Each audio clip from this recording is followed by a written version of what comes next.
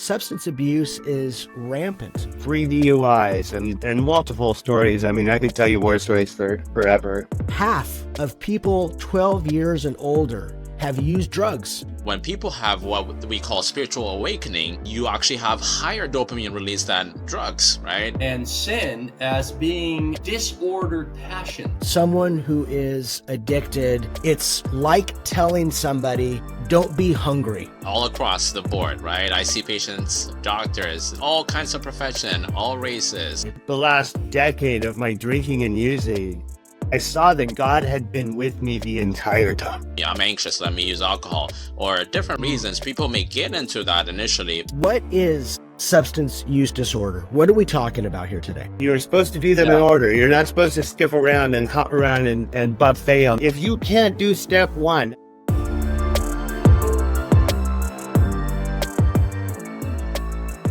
very excited about today's episode. We are doing a special episode. We're calling it Orthodoxy and Recovery. We have with us a special guest, Dr. Daniel Ageze. He's an Orthodox Christian. He's an expert related to addiction medicine. We also have with us David Carlson. He's an Orthodox Christian. He's 10 years sober, extensive personal experience with the Big Book, AA, Alcoholics Anonymous, and the 12-Step Program. Also joining us, Robert Fortuin. Robert is an Orthodox Christian professor. When you're taking substance, especially the main ones, right, they make you release a lot of dopamine. So your brain starts to register that as, it's important, I need to have it. Even more than, food, more than anything, right? Even despite consequences. But inside their brain is getting rewired, right? So in addiction, if you have history of addiction, your chance of having addiction is 50%. It's even higher, right? Dave, you told me one time, someone who is addicted, it's like telling somebody, don't be hungry. and I heard it described as like telling a fish not to swallow water. Once I crossed that line, they're in good times or bad times or celebrating or funerals, whatever it was, it become my solution. That makes perfect sense, and I think it does. It ties into what the doctor was saying about this rewiring in the brain.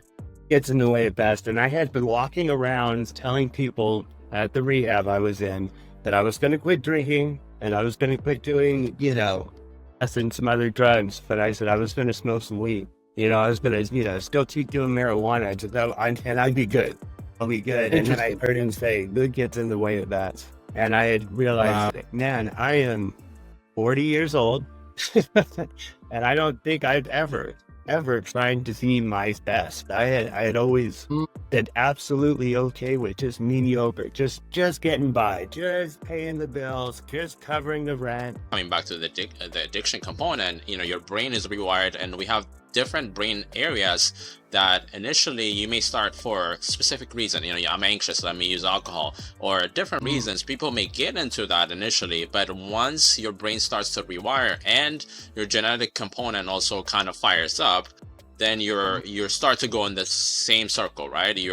You get relief, and eventually you actually start having even relief, right? You're just using, just like David was saying, it's just like water for fish, right? It's like it makes you feel quote unquote maybe normal. Not, sometimes people are not trying to get high, they're trying to get back to the level of like normal. Sex or pleasurable things. So it's normal, right? I mean, it's okay to eat, it's okay to have a beer and a glass of wine and whatnot, but at what point does it become addiction? At what point this trigger mechanism or this dopamine takes over, or one is out of control? Where is that point? Yeah, so that's a great question, and definitely need to know about your genetic history, right? There's also how many times you do it, right? And then there's also how young you are, right? And a lot of times we're seeing kids starting early on, right? Brain is still developing, right? By age 25 is when you're fully maturing. Even though you're grown up and you're tall and you have all the features that make you look like an adult, you need to make sure you abstain from substances that freely goes to your brain, right? It does not. There's no limit, and that's where it can trigger, right? And you are at risk. And it also depends on the potency of the drug, right? If your meth is the, for example, is that it releases the highest amount of dopamine. So if your risk of, getting addicted is way higher in that sense, right? Wondering, is there a history in my family lineage that has, Yes. clear signs? Yeah, so in a sense, it's not a one gene where you're like, okay, I know specifically this gene does this. It's more like a composition of multiple genes, right? And it's more like if you see it, like in your family side, we always ask, mom side, dad side, anyone with substance use disorder, right? Let's do this. I was raised in a very religious household. I went to church every Sunday with my parents. Growing up, drinking and doing drugs was like not on the radar at all. And I started going to public school my sophomore year in high school. Didn't do anything for that first year, and then I had my first drink the summer before my junior year. It was so amazing. To me, I thought, why is this such a bad thing? Why does this have such a stigma around it? This is a really good thing. I had a lot of fun. We laughed a lot. As it made the situation more memorable to me, and I just thought, man, well, if this is so good, what about the rest of it? I did across the board. It was, LSD. It was, F, it was cocaine, it was, I figured I needed to have an opinion on everything. I couldn't have an opinion if I didn't know firsthand, right? I didn't see anything. And after a while, after a prolonged amount of use, start to see started to get some what they call consequences. Even then, at that moment, it's not like you think there's a problem. You know what I mean? Because you're with friends that are doing the same thing that you're doing, really masked it a little bit. So in a sense, it does not discriminate, and there's no bad people doing bad drugs. Wow. It's all across the board, right? I see patients, all doctors, all kinds of profession, all races. Everyone is affected. I've had patients where they went to their first dental appointment and they had the laughing gas, and that's where they describe. They're like, I had that. Boom, an opening, like, oh, that feels really good. There's a commonality, right? So, and then all of a sudden you're like, whoa, this feels different, right? So the substances are changing, right? You're seeing opiate spike, and you're like, all of a sudden you're like, oh my goodness, opiate crisis. But truly the substances are changing. And even now we're having new substances, more potent ones, different ones. But it's not a new thing, right? It's more that medicine is catching up to it and saying, hey, they're stopping to stigmatize it, right? It's more like one family member who's suffering, just he's not doing anything with his life, blah, blah, blah. It's just all stigmatized because they're saying, okay, this is actually a different realm, right? It's not just psychiatry. It has to be treated as its own. So, which is why you're seeing a lot more focus on it and, right? It's like, oh, this is not enough. This is not enough. Now you're trying different things. But there's that emptiness that we're trying to fill. Drugs have become more potent, more prevalent, more ubiquitous. It's all, they're everywhere, easy, cheap, and whatnot. But the flip side of that is that this is a spiritual condition. This is a human condition. What's going on with us? What's going on with people throughout our human history, right? But as far as the recovery side, 12-step program in AA blew up because they just didn't have an answer for it. There were a lot of people that if you had alcoholism in the early 1900s, they would just put you with just medicate you and try to solve it like that. But there was really no solution. So this was a very amazing thing to have happen. The founders found the spiritual component of like this gap, and there was no solution. Man could not find solution. The only solution he can find was in the spiritual realm, and that is why AA and NA and all those blew up. And even in medicine, medicine did not want to accept AA and NA. Even to this day, like there had to be a lot of evidence, all of that stuff, right? Even after 100 years of seeing how it's helping people stay in recovery, right? So there's that big component of like that void that we've been just ignoring. Especially from the Eastern Orthodox perspective, there is this understanding of spirituality and spiritual discipline and sin as being disordered passions. So passions are not necessarily by themselves per se evil or bad. For instance, a passion for food or drink or whatnot, sexual pleasure or stimulation in other ways.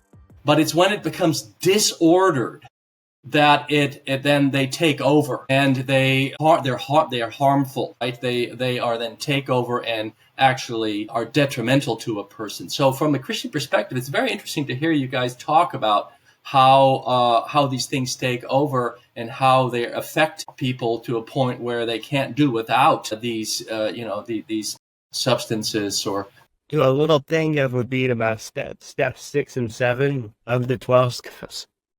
And it's talking about our character defects, and it's phenomenal because that's exactly it. It's our character defects, like fear. Fear is a good thing, but too much fear detrimental. Christian spirituality, there is centuries, almost 2 millennia of history on how to deal with the disordered passions, right? How have the church fathers, how has the church mothers, how have they looked at this, at the Christian discipline? We're pulled to that. I think everybody is pulled to that in one way or another. Like you said, whether it's fear or lust or money, the prestige or social status, all the beauty, all of these things, right? Is the story about Satan's fall because he saw himself as beautiful and he thought then he was God, right?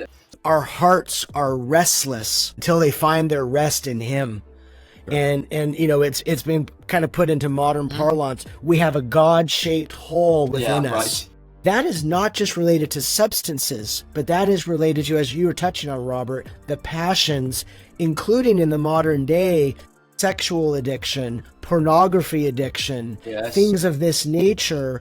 Porn hidden, right? There's sexual addiction, which are hidden. No one sees it, so no one is blaming you, telling you, hey, all that stuff. There's gaming, there's Facebook, there's scrolling, you're wasting away your life in a sense, right? When people have what we call spiritual awakening, that's where you actually have higher dopamine release than drugs, right? So where there's more of a where that hole is being filled in a sense, right? That's kind of a medical perspective of like seeing. I had nowhere else to go, and I found myself at 40 years old, and homeless and without a car, without a job, without a relationship of any kind, and in a rehab. And still, even then, with all the consequences, 3 DUIs and multiple stories. I mean, I could tell you war stories for forever. Taking 4 hours to talk more. Even with all of that background, I'm in a rehab talking about, well, I really don't want to give up everything. And so when did that change when you went from like, I really don't need help, I can deal with it, to like, my gosh, I got to change? I'll be honest. Wow. It wasn't my idea. Interesting. A very dear friend of mine called me up and say, hey, do you want help? And I said, yeah. What I thought meant was that I'm going to give you a place to stay where you can get on your feet, you know what I mean? Fill out your applications. She picked me up and said, I'm taking you to rehab. I was like, what? And she, if you don't want to go, then get out of the car. Went into a 5-day detox, and then transferred into a recovery center. So that started it. Of a clear head, somewhat, is when I had that epiphany about at that meeting where the guy said, good gets in the way of best. And then I started going, okay, AA was not attractive to me. It wasn't, I just had all these people coming in saying, oh, at a time, and keep coming back, and all these little catchphrases that used to just annoy me. Like it wasn't your willpower going like, now I'm going to change. It sounded like... I truly believe it. Because at that point in my life, I had kind of walked away from God and... I'd see some white atheist, and I had thought that religion was a man-made situation. I'm kind of jumping into it and going to these meetings because that's what we're supposed to do. And the first time in my life, I'm like walking into these rooms that are full of hope. I hadn't been hanging out with a lot of hope in my life at all. You know what I mean? I had been hanging out with some friends and, some dark places, and there was no hope there. And now I'm hanging out with hope, and so it's very attractive to me. I don't want to be calling somebody every day. I don't want that drama. You know what I mean? They're off. And it wasn't until about 4 or 5 months in that I finally was like, okay, a sponsor. And then with that sponsor, just started to, through the steps, and that's where the recovery starts to come in. There's a viewer out about the difference of what is recovery. It's not like, oh, you stopped drink alcohol using and now you're good. Now you can think you're always constantly actively staying in recovery. And God cares about matter, our physical body, our fallen nature. That needs to be it's not only spiritual. There's a spiritual component which comes after, but initially you have to get the chemicals under control so that you have that 20 days or whichever days that you're mentioning, right? And for some people it's longer, but first it's like, I don't need help, I can do it. No, maybe I need help. And then they're like, oh, I really need help, but I need help in my terms. And then eventually, right? And eventually is when they say, okay, I give in. I'll do whatever you say to do, right? And I always say, I can help you physically, right? You're in recovery physically, but spiritually you're not there, right? You don't have spiritual recovery. Kind of ties back to my passion is like, I don't want to just heal your body. I want to also make sure I prevent spiritual death, right? That's the ultimate. The Christian discipline, the Christian faith, the spiritual aspect includes the body. Christ came in the flesh, right? God came in the flesh. Well, that tells us something, that the body, our human body, are super important for God to come in the flesh. And to add to that, Robert, that's more specific to Orthodoxy. That depth of acknowledgement of the body comes in Orthodoxy, not in, Christianity has that, but Orthodoxy gives it even a special understanding that acknowledges the body too, which is your doctrine has to support that, and your theology. Yeah, the fall included the body, but so is salvation will include the body as well. That's why I believe as Christians that Christ rose from the dead bodily. And it also kind of ties back to what I was saying.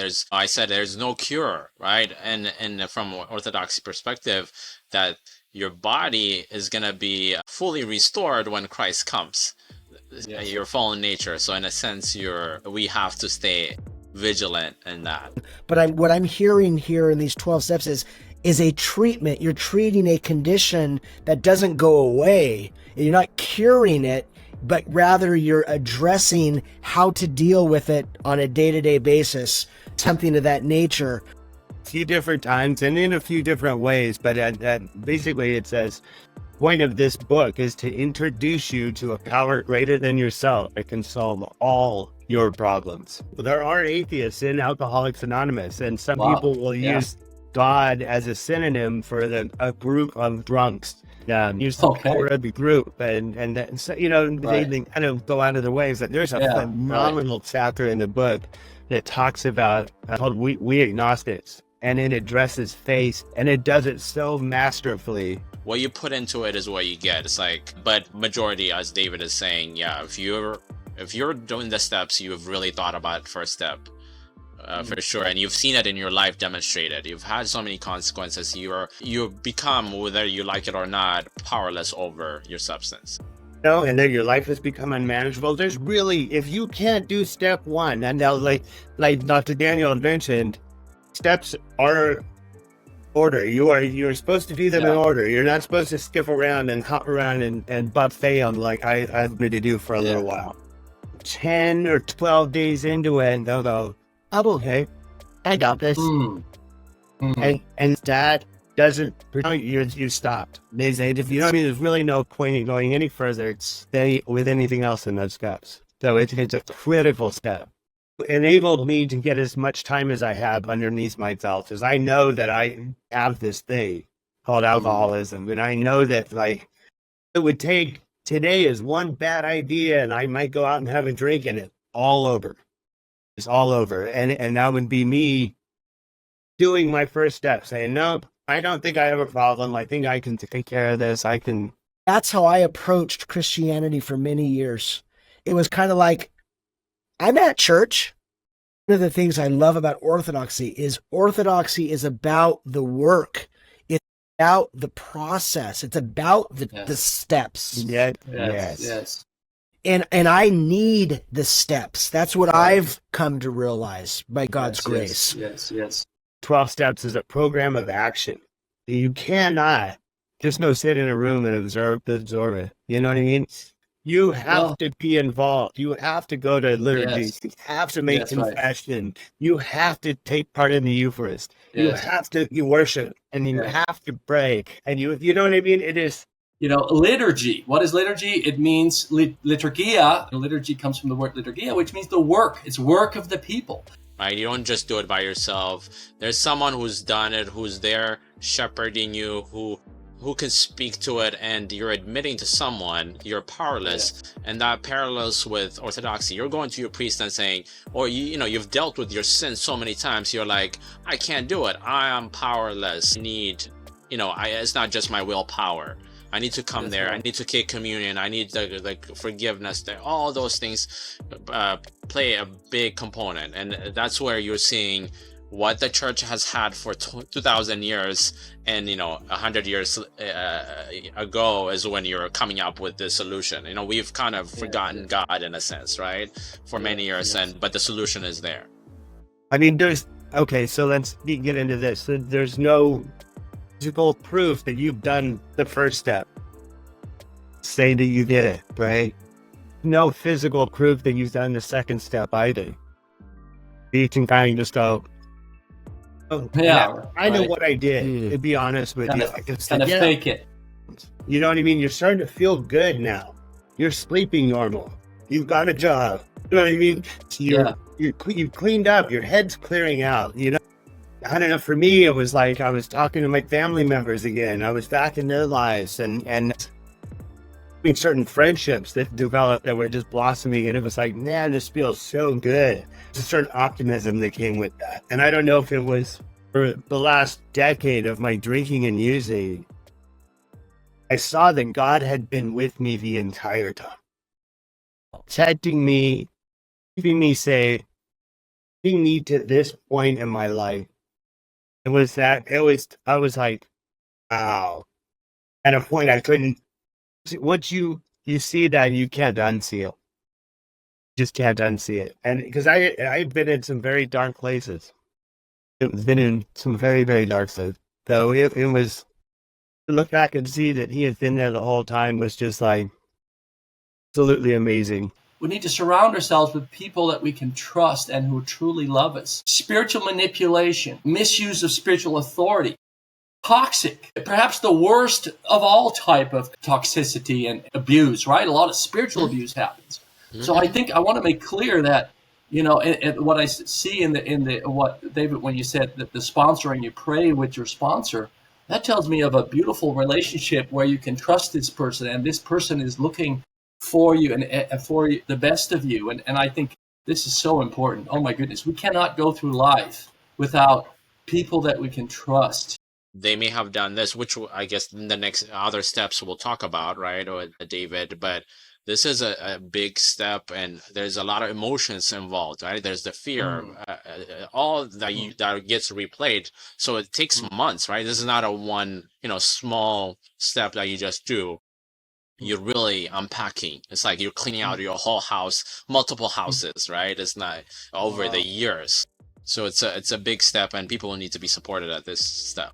And I see some overlap there with this step. Like you said, Dave, it's about there to work on yourself. You're not there to, and I'm going to tell you all these stories of all these people that wronged me. You'll hear it. I've heard it in rooms where a lot of people will say, they're speaking victimese, and they're young, they're new into the program, because they're still pointing fingers instead of owning what it is that got them into that situation.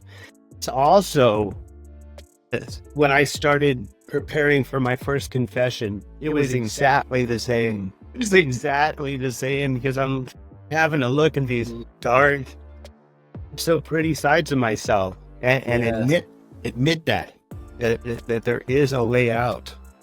I improved, and I'm not perfect by any means, but there is a solution. There is a solution, and I'd like to thank you for watching as much as you have, and Ask if you're really feeling that, reach out. It's Yes. help. You are loved. You are loved. Amen. And there is a solution. Yeah, and perhaps our audience, if the audience have questions for Dr. Daniel or David, leave them in the comments below. And then in part 2, we can dedicate a section to answering your questions. Perhaps you have some thoughts, suggestions, critique, and we'd love to address those for you. So please participate in that if you will. To our guests, thank you guys. God bless. And we're signing. Take Thanks care. Hi, this is Nick from Cloud of Witnesses, and we're super excited to announce our collaboration with Lucia Candle Company. From devotional candles to baptismal and wedding candles, Lucia Candle Company has high-quality products to bless any occasion.